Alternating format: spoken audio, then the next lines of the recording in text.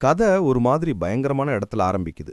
ஒரு இருண்ட பழைய காலத்து ஜெயில் மாதிரி ஒரு இடத்துல நம்ம ஹீரோவை சங்கிலியால கட்டி போட்டிருக்காங்க. அவன் பேரு ரியோன். அவனை பயங்கரமா அடிச்சு உடம்புலாம் ரத்தமா இருக்கு. அப்போ ஒரு வெள்ளை முடி வச்ச திமிரான ஒருத்தன், அவன் பேரு சன்ஸ் பேட்டன், ரியோனை பார்த்து கிண்டல் பண்ணிட்டு இருக்கான். உன் குடும்பத்துல, அதாவது சிர்மின் வம்சத்துல பிறக்கிற எல்லாரும் திறமையோட தான் இருப்பாங்க. ஆனா நீ மட்டும் ஒரு சாபம் பிடிச்சவன், எதுவுமே இல்லாம பிறந்துட்ட அப்படின்னு சொல்லி நக்கல் அடிக்கிறான். அந்த சன்ஸ் பேட்டன் தான் நம்ம ஹீரோவோட குடும்பத்தை அழிச்சவன். இன்னையோட அவங்க குடும்பத்தை அழிச்சு 3 வருஷம் ஆகுதுன்னு சொல்லிட்டு கடைசியா ரியூனையும் கொன்னுடுறான். அவன் சாகிற நிலைமையில இருக்கும்போது அவனுக்கு பழைய ஞாபகமெல்லாம் வருது. அவனோட செர்மின் குடும்பம் ஒரு காலத்துல ரொம்ப பெரிய சக்தி வாய்ந்த குடும்பம். அரக்கர்கள் கிட்ட இருந்து ட்ரையாங்கிற அவங்க கண்டத்தை காப்பாத்துறதே அவங்க வேலை. அவங்க குடும்பத்துல டிராகனின் ரத்தங்கிற ஒரு ஆசீர்வாதம் இருக்கும். அதனால அவங்க குடும்பத்துல உள்ளவங்க 10 வயசுலயே பெரிய மந்திரவாதி ஆயிடுவாங்க. 15 வயசுலயே சிறந்த வாழ்வீரனாவும் ஆயிடுவாங்க. ஆனா நம்ம ஹீரோ ரியூனுக்கு மட்டும் அந்த சக்தி கிடைக்கல. ஏன்னா அவனுக்கு அரக்கன் ராஜாவின் சாபம்னு ஒன்னு இருக்கு. இந்த சாபம் சில நூற்றாண்டுகளுக்கு ஒரு முறை அந்த குடும்பத்துல யாருக்காவது வரும். இதனால ரியூனால வாள் சண்டையோ மந்திரமோ எதுவும் கத்துக்க முடியல. அவன் ஒரு சக்தியும் இல்லாதவனா இருந்தான். அவன் இறக்கும்போது நினைக்கிறான், எனக்கு மட்டும் இந்த சாபம் இல்லாம சக்தி இருந்திருந்தா என் குடும்பம் அழியறத தடுத்திருக்கலாம். இந்த சன்ஸ் பேட்டன் கிட்ட இப்படி சித்திரவதைப்பட்டு செத்திருக்க மாட்டேன் அப்படின்னு வருத்தப்படுறான். ஆனா அந்த வருத்தப்படுறதுக்கு கூட அவனுக்கு தெம்பில்ல. சரி, கடைசியா நிம்மதியா சாகலான்னு நினைக்கிறான். திடீர்னு ஒரு ஒளிமயமான உருவம் அவன் முன்னாடி வந்து, உன்னோட ஆசையை நான் நிறைவேற்றுறேன் அப்படின்னு சொல்லுது. அடுத்த நிமிஷம் அவன் கண்ணு முடிக்கிறான். அவனை சின்ன வயசுல பார்த்துக்கிட்ட ஆயா கோலின், தம்பி எழுந்துருங்க நீ எழுப்புறாங்க. அவங்க ரொம்ப இளமையா இருக்காங்க. அவனுக்கு ஒண்ணுமே புரியல. இன்னைக்கு என்ன தேதின்னு கேட்கறான். அதுக்கு அவங்க 1892 வருஷம் ஆகஸ்ட் 17ஆம் தேதின்னு சொல்றாங்க. அது கேட்டதும் அவனுக்கு ஷாக் ஆகுது. ஏன்னா அது அவன் 12 வயசா இருந்த நேரம். கரெக்டா அவனோட குடும்பம் அழிய ஆரம்பிச்ச காலகட்டம் அது. அப்பதான் அவனுக்கு புரியுது, அந்த மர்ம உருவம் அவனை காலத்துல பின்னாடி அனுப்பி வச்சிருக்குன்னு. அந்த நேரம் பார்த்து அவங்க வீட்டு படை தளபதி அலெக்சாண்ட்ரோ உள்ள வராரு. அவர் ரியூனை பார்த்து, உடம்பு சரியில்லையா தம்பி, அப்போ இன்னைக்கு பயிற்சிக்கு ரெஸ்ட் எடுத்துக்கோன்னு சொல்றாரு. ஆனா எதிர்காலத்தில் நடக்க போற எல்லா கொடூரமும் தெரிஞ்ச ரியூன் இப்ப வேற ஆள். அவன் உடனே, அதெல்லாம் வேணாம், இன்னைக்கு என்ன பயிற்சின்னு கேட்கறான். சாதாரண வாள் பயிற்சி தான் அப்படின்னு அவர் சொன்னதும் ரியூன் ரொம்ப உறுதியா, காலத்துல பின்னாடி வந்தேனா இல்லையா அதெல்லாம் முக்கியம் இல்ல, இந்த போர் அடிக்கிற பயிற்சியெல்லாம் வேணாம், நேரா அரக்கர்களை வேட்டையாட போலாம் அப்படின்னு சொல்றான். இதுதான் எல்லாத்தையும் சரி செஞ்சு தான் குடும்பத்தை அழிச்சவங்கள பழிவாக கிடைச்ச ஒரு வாய்ப்புன்னு அவன் மனசுக்குள்ள நினைக்கிறான். இனிமே நடக்க போறதுதான் அசல் கதை. அரக்கர்களை வேட்டையாட போலான்னு நம்ம ஹீரோ ரியூன் சொன்னான்ல, உடனே அவனுக்கு மட்டும் தெரியற மாதிரி ஒரு ஸ்டேட்டஸ் விண்டோ ஓபன் ஆகுது. அப்படியே வீடியோ கேம்ல வர்ற மாதிரி. அதுல அவனோட திறமைகள்லாம் இருக்கு. பலம் 7, வேகம் 5, ஸ்டாமினா 3, ஆனா மானா மட்டும் 0ன்னு இருக்கு. அதுக்கு காரணம் அரக்கன் ராஜாவின் சாபம் எஸ் தான். ஆனா ரியூனுக்கு ஒரு சந்தோஷம். இந்த மாதிரி ஒரு ஸ்டேட்டஸ் விண்டோ இந்த உலகத்துல யாருக்குமே கிடையாது. இது தனக்கு மட்டும் வேலை செய்யுதுங்கிறத அவன் புரிஞ்சுக்கிறான். அப்புறம் பயிற்சி செய்யற இடத்துக்கு போறாங்க. அங்க ஒரு கோப்ளினை கொண்டு வந்து விடுறாங்க. கோப்ளின்ங்கிறது ஒரு சின்ன அரக்கன். அத பார்த்ததும் நம்ம ஹீரோவோட ஆயா கோலினும் படைத்தளபதி அலெஜாண்ட்ரோவும் பதற ஆரம்பிச்சிட்டாங்க. ஐயையோ தளபதியாரே, சின்ன பையனை ஏன் இப்படி அனுப்புறீங்க? ஒரு கோப்ளினை பார்த்தாலே அவன் பயந்து மயக்கம் போட்டுடுவானேன்னு ஆயா கத்துறாங்க. அவங்க சொல்றது ஒரு விதத்துல உண்மைதான். நேத்து வரைக்கும் ரியோன் அப்படிதான் இருந்தான். கோப்ளினை பார்த்த உடனே அவனுக்கு அந்த சாபம் வேலை செய்ய ஆரம்பிக்குது. சிஸ்டம்ல இருந்து ஒரு எச்சரிக்கை வருது. அரக்கன் ராஜாவின் சாபம் செயல்படுகிறது.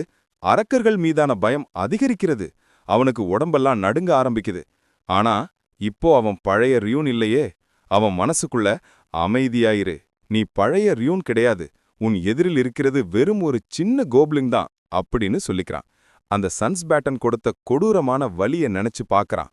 அவன்கிட்ட நான் அனுபவிச்ச பயத்தோட ஒப்பிடும்போது இந்த கோப்ளினோட பயமெல்லாம் ஒண்ணுமே இல்ல அப்படின்னு தனக்குத்தானே தைரியம் சொல்லிக்கிட்டு அந்த பயத்தை ஜெயிக்கிறான். பயத்தை ஜெயிச்ச வேகத்துல தன்கிட்ட இருந்த மர வாழ வச்சு அந்த கோப்ளினை அடிச்சு கொன்னுடுறான். இத பார்த்த ஆயாவுக்கும் தளபதிக்கும் வாயடைச்சு போகுது. உடனே ரியூனுக்கு ஒரு சிஸ்டம் மெசேஜ் வருது.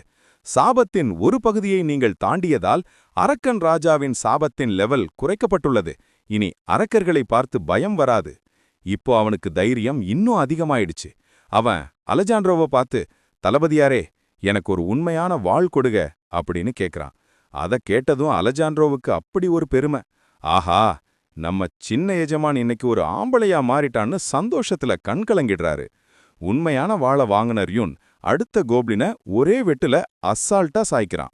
அத பார்த்த அலெஜாண்ட்ரோ மனசுக்குள்ள, சந்தேகமே இல்ல, இவர்தான் செர்மின் குடும்பத்தோட அடுத்த தலைவர் அப்படின்னு முடிவு பண்றாரு. சண்டை முடிஞ்சதும் ரியூன் தனியா யோசிச்சு பார்க்கறான். அப்பாடா, இந்த ஸ்டேட்டஸ் விண்டோவும் சிஸ்டமும் உண்மையாவே வேலை செய்யுது. இத வச்சு என்னால சக்திசாலி ஆக முடியுங்கிறத நான் உறுதிப்படுத்திட்டேன் அப்படின்னு நினைக்கிறான். ஆனா ஒரு சிக்கல் இருக்கு. ஒரு கோப்ளினை கொன்னதுக்கு அவனுக்கு கிடைச்ச எக்ஸ்பீரியன்ஸ் பாயிண்ட் ரொம்ப ரொம்ப கம்மி. இந்த வேகத்துல போனா லெவலப் பண்றதுக்கு பல ஆயிரம், ஏன் பல லட்சம் கோப்ளின்களை கொல்லணும். ஆனா அவங்க குடும்பத்தை தாக்க வர்றதுக்கு முள்ள அவனுக்கு அவ்வளவு நேரம் இல்ல. சீக்கிரம் ஏதாவது பண்ணணும்னு யோசிக்கிற அவன், லெவலப் பண்ண ஒரு வழிய, அதாவது சண்டை போடுறத கண்டுபிடிச்சிட்டேன், இப்போ 2வது வழிய சோதித்து பார்க்க வேண்டிய நேரம் வந்துருச்சு அப்படின்னு முடிவு பண்றான். அடுத்த காட்சியில அவன் ஒரு மர்மமான பெண்ணை சந்திக்க போறான். அவ பேரு செய்னா. சிவப்பு முடியும் முகமுடியும் போட்டிருக்கா. அவதான் அவங்க செர்மின் குடும்பத்தோட மேஜிக் பிரிவோட தலைவி. அவளும் ஒரு சக்தி வாய்ந்த மந்திரவாதி. அவ ரியூனை பார்த்ததும் நக்கலா கேக்குறா, என்ன, ஒரே ஒரு கோப்ளினை கொன்னதுக்கே உனக்கு தலகணம் ஏறிடுச்சா? அதுக்காக என்ன மேஜிக் பயிற்சிக்கு வர சொல்லியிருக்கியா? வாள் சண்டை வேற, மேஜிக் வேற. உனக்கு மேஜிக் கத்துக்கிற திறமையே இல்லைன்னு மறந்துட்டியா அப்படின்னு கேக்குறா. அதுக்கு ரியூன் ரொம்ப அமைதியா சொல்றான், எனக்கு எல்லாம் தெரியும். அரக்கன் ராஜாவின் சாபம் என்னோட எல்லா திறமையையும் முடக்கிடுச்சு. அதனால என்னால மானாவ கூட உணர முடியல.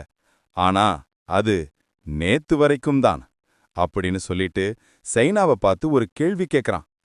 ஒருவேளை என்னால இப்போ மானாவ உணர முடிஞ்சா என்ன பண்ணுவீங்க அப்படின்னு கேக்குறான்.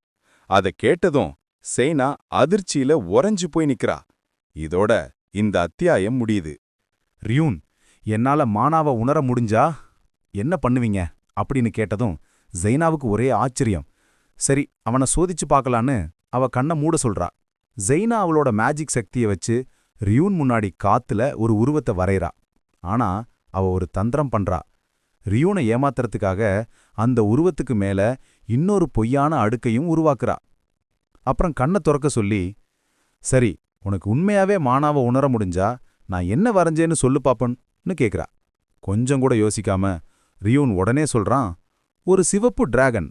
இதை கேட்டதும் ஜெய்னாவுக்கு தூக்கி வாரி போடுது. இது எப்படி முடியும்? அவனை ஏமாத்துறதுக்காக ஒரு பொய்யான லேயர் கூட போட்டனே, எப்படி இவன் அதையும் தாண்டி உள்ள இருக்கிற டிராகனை சரியா கண்டுபிடிச்சான் அப்படின்னு அவன் மனசுக்குள்ள ஒரே குழப்பம். ரியூன் சொல்றான், ஜெய்னா, என்னால மானாவ உணர முடியுது. ஆனா அந்த அரக்கன் ராஜாவோட சாபத்தால அதை என்னால பயன்படுத்த முடியல. அதனால எங்க குடும்பத்தோட பரம்பரை பயிற்சி முறை எனக்கு உதவ போறதில்ல.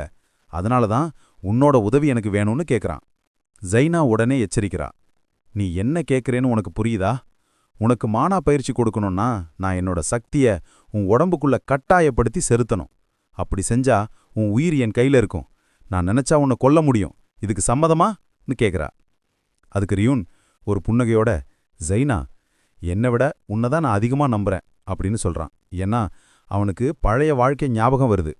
அந்த வாழ்க்கையில ஜெய்னா தன்கிட்ட இருந்த மானா சக்தி எல்லாம் தீந்து உடம்பு நொறுங்கி போற நிலைமையில கூட கடைசி வரைக்கும் ரியூனை காப்பாத்த முயற்சி செஞ்சிருப்பா. அதனாலதான் அவன் மேல அவனுக்கு அசைக்க முடியாத நம்பிக்கை. ரியூனோட நம்பிக்கையை பார்த்ததும் ஜெய்னா சம்மதிக்கிறா. அவங்க குடும்பத்தோட ரகசிய பயிற்சி முறையான ப்ளூ எர்த் பயிற்சியை ஆரம்பிக்கிறாங்க. ரியூன், இந்த பயிற்சி பயங்கரமா வலிக்கும். கத்தக்கூடாது, உடம்பு அசைக்கக்கூடாது. வலியை தாங்க முடியலனா மனசுக்குள்ள நிறுத்து, இந்த மட்டும் நினைச்சா போதும் அப்படின்னு எச்சரிச்சுட்டு பயிற்சியை ஆரம்பிக்கிறா. ஜெய்னா அவளோட மானாவ ரியூன் உடம்புக்குள்ள செலுத்தின உடனே அந்த அரக்கன் ராஜாவோட சாபம் வேலை செய்ய ஆரம்பிக்குது. அது ரியூன் உடம்புக்குள்ள வர்ற மானாவ வெளியே தள்ள முயற்சி பண்ணுது. ஆனா ரியூன் இதை எதிர்பார்த்தான். அவன் ஒரு பிளான் வச்சிருக்கான். அதாவது அந்த சாபம் மானாவை எதிர்க்கும்போது மானா சக்தி சிதறும். அப்படி சிதறும் நொடியில அந்த சக்திய அப்படியே தன் உடம்புக்குள்ளேயே சிறைப்பிடிச்சிடணும். இது அவன் முந்தைய வாழ்க்கையில, அதாவது கேம் பிளேயரா இருக்கும்போது கத்துக்கிட்ட ஒரு டெக்னிக். ஆனா அந்த வலி நரக வேதனையா இருக்கு. அவன் உடம்பெல்லாம் எரியுது. அந்த வலியில அவனுக்கு பழைய ஞாபகங்கள் கனவு மாதிரி வருது. அந்த ஜெயில்ல சன்ஸ் பேட்டனோட ஆட்கள் அவனை சித்திரவதை பண்ணும்போது படைத்தளபதி அலெஜாண்ட்ரோ அவனை காப்பாத்த முயற்சி செஞ்சதும் ஆனா அவரால முடியாம கொல்லப்பட்டதும் அவனுக்கு ஞாபகம் வருது. அலெஜாண்ட்ரோ மட்டும் இல்ல, செயினாவும் அப்ப அவனை காப்பாத்த சண்டை போட்டிருக்கா. அந்த பழைய சித்திரவதை வலிய நினைச்சுக்கிட்டு இந்த பயிற்சியோட வலிய பொறுத்துக்கிறான். இதை விட 1000 மடங்கு வலிய நான் அனுபவிச்சிருக்கேன், இந்த சாபத்தை எல்லாம் நான் ஜெயிப்பேன் அப்படின்னு மன உறுதியோட அந்த சாபத்தை எதிர்த்து போராடுறான். கடைசியில அந்த பயிற்சி வெற்றி பெறுது. அவன் வலியில மயங்கி விழுறான். ஆனா கண் முழிக்கும்போது தனக்கு இப்ப சக்தி கிடைச்சிருச்சுன்னு அவனுக்கு தெரியுது. அதே நேரம் அலெஜாண்ட்ரோவும் செயினாவும் தனக்காக உயிரை விட்ட அந்த கனவை நினைச்சு வருத்தப்படுறான். பரவாயில்ல, இனிமே அப்படி நடக்காது, ஏன்னா இப்ப என்கிட்ட எதிர்த்து போராடுற சக்தி இருக்கு என்ன தனக்கு தானே சொல்லிக்கிறான்.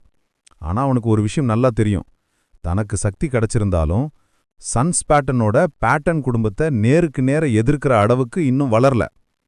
அதனால அவன் ஒரு அதிர்ச்சிகரமான முடிவு எடுக்கிறான். முதல்ல நானே என் குடும்பமான செர்மின் குடும்பத்தை இன்னும் வேகமா சரிய வைக்க போறேன் அப்படின்னு முடிவு பண்றான். எதுக்கு அவன் இப்படி ஒரு முடிவு எடுத்தான்னு அடுத்த அத்தியாயத்துல தான் தெரியும். போன அத்தியாயத்துல ரியோன் ரொம்ப வலியாட மேஜிக் பயிற்சி எடுத்தான்ல. பயிற்சி முடிஞ்சு கண் முழிச்சதும் செயினாவும் தளபதி அலெஜாண்ட்ரோவும் பதட்டமா அவன் பக்கத்துல நிக்கறாங்க. அவங்க கிட்ட ரியோன் ஒரு குண்டை தூக்கி போடுறான். நான் தோத்துட்டேன், அந்த பயிற்சி வேலை செய்யல அப்படின்னு சொல்றான். அதை கேட்டதும் 2 பேருக்கும் பயங்கர அதிர்ச்சி. ஆனா ரியோன் மனப்பூர்வமா போய் சொல்றான். ஏன்னா அவன் கிட்ட இருக்கிற அந்த ஸ்டேட்டஸ் விண்டோ பத்தியோ அவன் எதிர்காலத்திலிருந்து வந்தவன்கிற உண்மையையோ சொன்னா அவங்க நம்ப மாட்டாங்க. தேவையில்லாத குழப்பம்தான் வரும். அவன் சொல்ற பொய்ய நம்ப வைக்கிறதுக்காக வேணும்னா நீங்களே என் உடம்புல மானாவை சோதிச்சு பாருங்கன்னு செயினா கிட்ட சொல்றான். செயினாவும் அவளோட மானா டிடெக்ட் சக்தியை வச்சு சோதிச்சு பார்க்கறா. அவளுக்கு பேரதிர்ச்சி. கொஞ்ச நேரத்துக்கு முன்னாடி அவ அவ்வளோ கஷ்டப்பட்டு ரியோன் உடம்புக்குள்ள செலுத்தின மானால ஒரு துளி கூட அங்க இல்ல, எல்லாம் மாயமா மறைஞ்சு போயிருந்துச்சு. இதை பார்த்து அவளுக்கு தலை சுத்தி நிலதடு மாதிரி கீழே விழ போறா. தளபதி தான் அவளை தாங்கி பிடிக்கிறாரு. சின்ன எஜமான், ரொம்ப வருத்தப்படாதீங்க, ஒரு தடவை அரக்கனை ஜெயிச்சதே பெரிய விஷயம்தான், நீங்க வாள் சண்டையில கவனம் செலுத்துங்கன்னு தளபதி ஆறுதல் சொல்றாரு. ரியோனும் அதையும் பொய்யாலேயே சமாளிக்கிறான். இல்ல தளபதியாரே, அரக்கனை ஜெயிச்சதுக்கப்புறம் என்னால சாப்பிடக்கூட முடியல, உடம்பு ரொம்ப பலவீனமாயிடுச்சுன்னு சொல்றான். இதுக்கப்புறம் 2 மாசம் வேகமா ஓடுது. ரியோன் மனப்பூர்வமா தன்னுடைய கதிக்குள்ளேயே முடங்கி கிடக்கிறான்.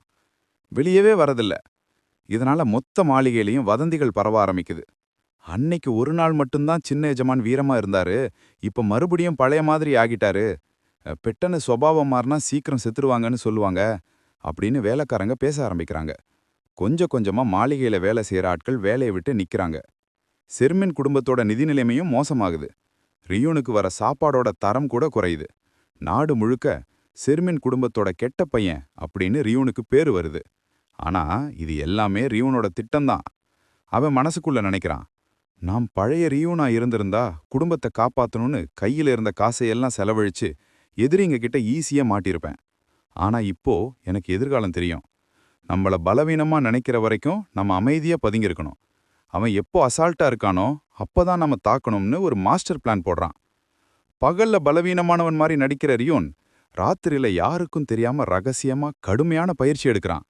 அவனோட முந்தைய வாழ்க்கையில இருந்த பாடி கண்ட்ரோல்ங்கிற திறமையை வச்சுட்டு தன் உடம்பு வலுவாகிறத மத்தவங்களுக்கு தெரியாம மறைச்சிடுறான். இதனால 3 மாசத்துல அவனோட லெவல் 3க்கு போயிடுது. அவனோட பலம், வேகம், ஸ்டாமினா எல்லாமே பயங்கரமா அதிகரிக்குது. இப்படி அவன் ரகசியமா பயிற்சி பண்ணிட்டு இருக்கும்போது ஒரு நாள் அவங்க குடும்பத்தோட தலைமை காரியஸ்தர் ட்ரூனோ ஹில்டே வராரு. அவர் கையில ஒரு கடிதம். அது அந்த நாட்டோட 2வது இளவரசர் கைல் டேரோனோட பிறந்தநாள் விழாவுக்கான அழைப்பிதழ். அந்த அழைப்பிதழ்ல இருந்த தேதியை பார்த்ததும் ரியோனோட முகம் இறுக்கமாகுது. டிசம்பர் 1892. ரியோனுக்கு புரியுது, தன்னுடைய செர்மின் குடும்பத்தின் வீழ்ச்சிக்கான கடைசி ஆட்டம் அந்த விழாவில்தான் நடக்கப் போகிறது என்று அவன் மனதுக்குள் நிலைத்துக் கொள்கிறான். இதோட இந்த அத்தியாயம் முடியுது.